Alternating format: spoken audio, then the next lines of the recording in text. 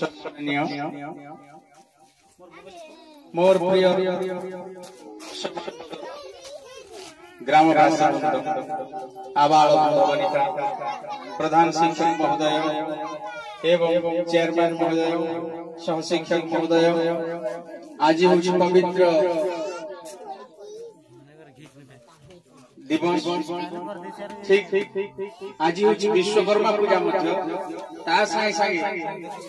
आमर यशस्वी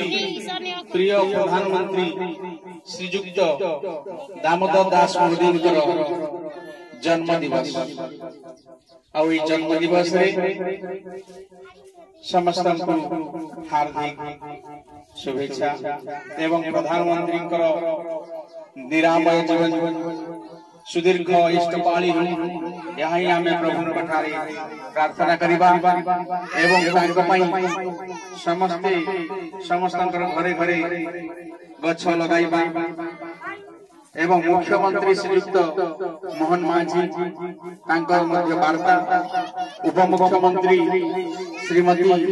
प्रतिभा परिडा से वार्ता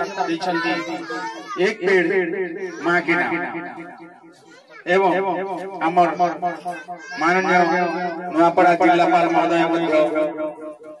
वार्ता समस्त ग्राम सरकार ओडिशा सरकार भारत सरकार वार्ता आमे समस्ते गछ लगाइबा परिवेश को सुंदर करि तोलिबा जेपरि आमर भविष्य जीवन सुदीर्घमय एवं निरामय जीवन यापन ए गछ मुख्य काम अटे तार आमे गछर सेवा जत्न करी जंगल एवं परिवेश को वृद्धि करी।